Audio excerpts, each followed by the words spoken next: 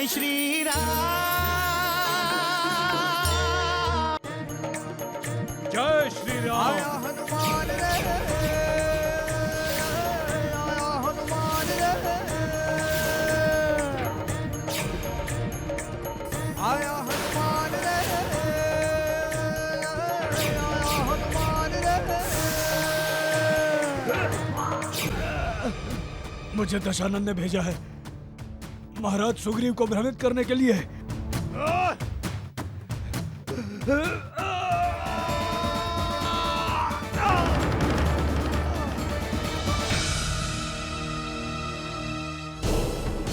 इसका अर्थ जानते हो प्रहर? अटल है युद्ध। युद्ध अटल हुआ है नहीं माता त्रिजटा। मैं तो कहूंगी युद्ध अटल किया गया है। उस दुष्ट रावण ने अहंकार के अधीन होकर स्वयं विनाशकारी युद्ध को निमंत्रण दिया है। युद्ध अटल हुआ है उस भ्रष्टमती शूर्पणखा के कारण। मैंने कहा था ना माता त्रिजटा, सत्य के सामने असत्य कभी नहीं टिक सकता। इसीलिए तो रावण का मायावी प्रयोग असफल रहा। अब युद्ध में रावण का क्या होगा? क्या होगा? लंकेश विजयी होगा महारानी, लंकेश विजयी होगा। जिस प्रकार सूर्य उदित होते ही अंधकार का नाश कर देता है, ठीक उसी प्रकार मैं रणभूमि में राम और उसकी सेना का विनाश कर दूंगा। परंतु मैं तो युद्ध के विषय के बारे में सोचकर चिंतित हो रही हूँ स्वामी। महारानी, लंकेश के धनुष से निकले हुए बाण जब राम के शरीर को लहूलुहान कर देंगे, तब आप चिंता मुक्त हो जाएंगे। आप व्यर्थ में उस राम को महत्व दे रही हैं महारानी। राम तो बालक है, अभी उसका सामना लंकेश के बाणों से कहां हुआ है। महारानी, लंकेश के धनुष की टंकार से यमराज तक भयभीत होकर भाग जाते हैं। फिर ये राम तो तुच्छ मानव है, तुच्छ मानव। भी आप मेरी बात मानिए। महारानी, बस सीता वापस नहीं लौटेगी। अब युद्ध अटल है युद्ध।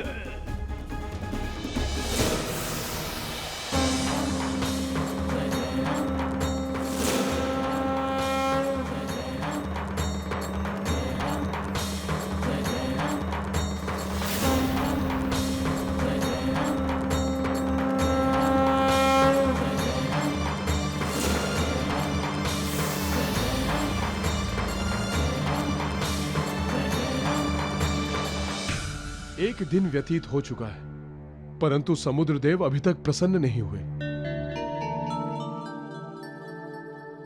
उन्होंने ना मार्ग दिया, ना मार्गदर्शन किया। लक्ष्मण भैया क्रोधाग्नि में चल रहे हैं। ऐसा प्रतीत हो रहा है यदि उनका क्रोध सीमा से बाहर हो गया तो वो त्रिलोकी को आग लगा देंगे। परंतु हमारे हाथों में कुछ भी नहीं है हनुमान जी, हम कुछ नहीं कर सकते। युवराज अंगद का कहना उचित है। और प्रभु श्री राम भी मर्यादा में रहकर ही समुद्र देव से मार चाहते हैं।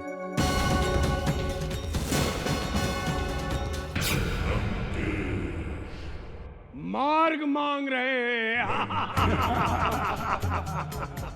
सुना, वो भिखारी राम समुद्र के सामने घुटने टेक कर मार्ग की भीख मांग रहा है। जैसे समुद्र कृपा करके उसकी दुर्गति देखकर कहेगा, अपनी छाती फाड़कर तुम्हें मार्ग दे रहा हूं कि तुम लंका जाकर अपनी पत्नी से मिल सको।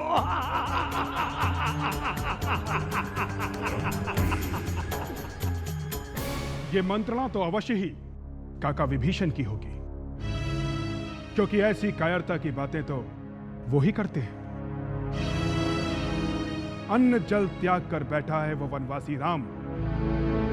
बस 5-7 दिन बीतने दीजिए, फिर देखिए उसी की सेना के वानर उसकी मृत्यु के पश्चात उसकी जल समाधि बनाएंगे समुद्र में। समुद्र भी प्रसन्नता के साथ अपना हाथ फैलाकर राम के शरीर को अपना लेगा। और जल जंतुओं को बुलाकर भोज कराएगा, राजसी भोज। नहीं माता त्रिजटा, ऐसे अशुभ बातें ना कीजिए। ये बात मैं नहीं कह रही हूँ पुत्री, ये बात तो राजभवन की दासी ने मुझे बताई है।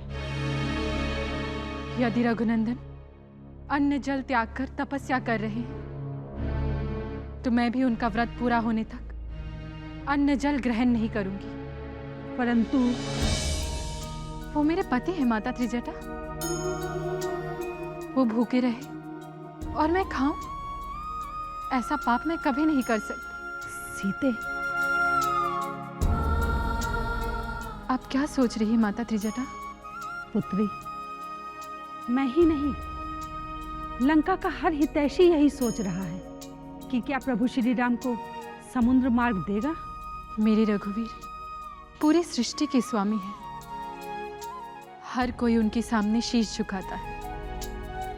वो समुद्र से मार्ग इसलिए मांग रहे हैं क्योंकि वो मर्यादा पुरुषोत्तम राम है, मर्यादा का उल्लंघन करना नहीं चाहते। अन्यथा वो चाहे तो इस पृथ्वी पर ऐसा कोई नहीं है जो उनका मार्ग रोक सके। समुद्र को उन्हें मार्ग देना ही होगा।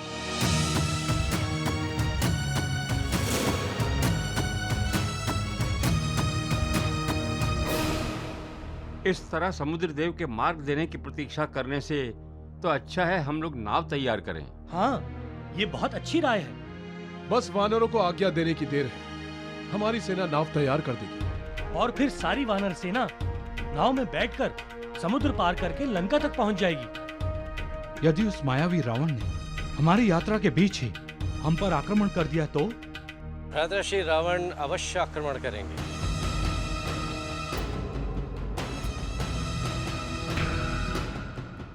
राक्षस आकाश मार्ग से आएंगे और पर्वतों और शिलाओं की वर्षा करके हमारी नाव को समुद्र में ही डुबो देंगे। अर्थात हमें समुद्र देव के प्रसन्न होने की प्रतीक्षा करनी होगी।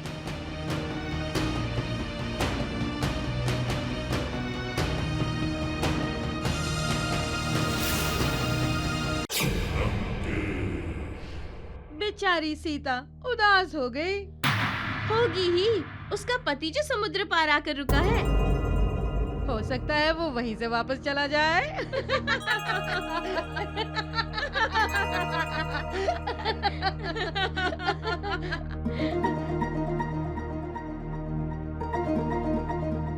माता त्रिजटा।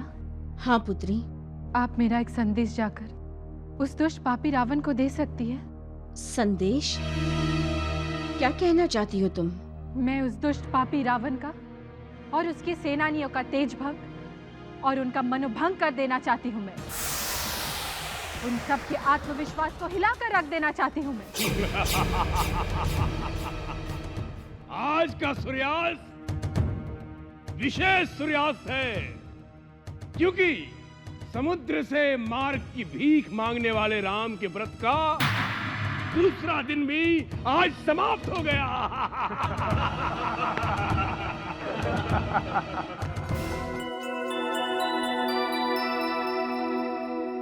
प्रणाम लंकेश। त्रिजटा, तुम यहाँ कैसे? अवश्य मेरे लिए सीता का संदेश लाई है त्रिजटा। जी लंकेश। सुनाओ त्रिजटा, सुनाओ।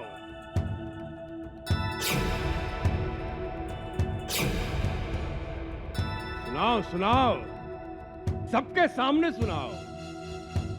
ये मेरा आदेश है। दुष्ट लंकेश। त्रिजटा!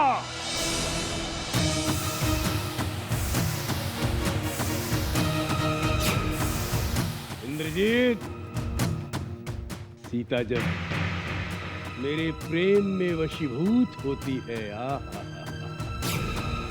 तो मुझे दुष्ट कहती है।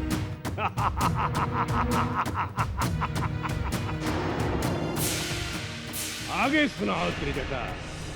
मेरे प्रभु श्री राम समुद्र के उस पार अटके पड़े हैं, इसलिए खुश मत हो जाओ। समुद्र उन्हें मार्ग देगा, अवश्य मार्ग देगा समुद्र, और प्रभु श्री राम लंका तक आएंगे और उनके आते ही युद्ध होगा। वो युद्ध विनाश लेकर आएगा। ये बात लंका वासियों के साथ साथ अब तुम्हारे पुत्र भी जान गए हैं, इसीलिए कहती हूँ कि सावधान हो जाओ। अपने परिवार को सर्वनाश से बचाने के लिए, राक्षस कुल के हित के लिए वे तुम्हें बंदी बना सकते हैं। तुम्हें तुम्हारे पुत्र राज सिंहासन से हटा सकते हैं, क्योंकि युद्ध और युद्ध से होने वाले संहार को टालने का यही अंतिम उपाय है। पिताश्री, आप हंस रहे हैं। कितनी अपमानजनक भाषा का उपयोग किया उसने। पिताश्री, मैं तो कहता हूँ कि सीता को तुरंत मृत्यु दंड दे दिया जाए। नहीं पुत्र अतिकाय, कितनी चतुराई से, कितनी कुशलता से सीता ने मेरे पुत्रों में विद्रोह की भावना जगाई है। यदि मेरा अनुमान सही है तो सीता ने यह संदेश इंद्रजीत, नरांतक, देवांतक, अतिकाय के सामने सुनाने के लिए नहीं कहा? जी लंकेश।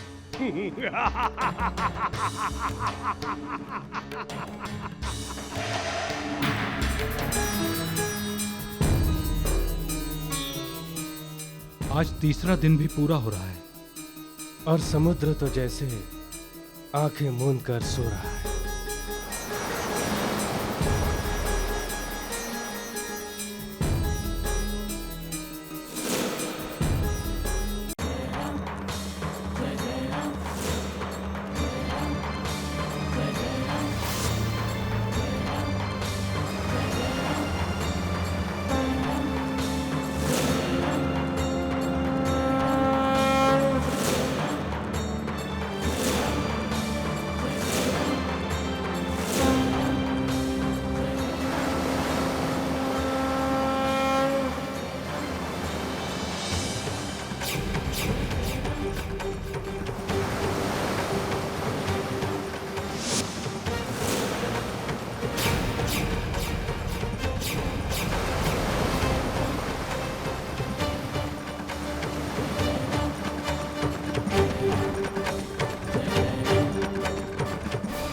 कितना समय बीत गया लक्ष्मण?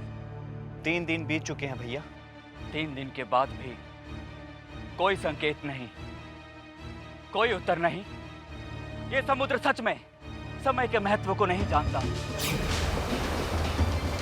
मैंने अपने पूर्वजों द्वारा बनाया हुआ जानकर इसका मान रखा, परंतु खारे जल रूपी विष से पागल होकर ये समुद्र रूपी सांप लंबा फैला हुआ है। इसे खाने के लिए मुझे बाण रूपी गरुड़ छोड़ना ही होगा।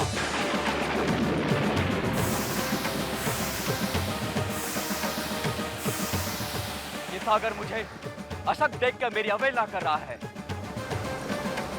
कोमल समझता है मुझे। शांत व्यक्ति से कोई नहीं डरता लक्ष्मण। जैसे शनि के भय से लोग अपना धन, सोना, वस्त्र, स्वादिष्ट भोजन सब अर्पण कर देते हैं, परंतु चंद्रमा पर कोई फल पत्र भी नहीं चढ़ाता।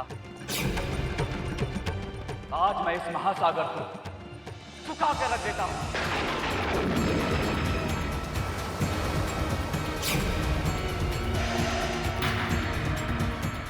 आज समस्त चराचर मेरे बाणों का पराक्रम देख ले।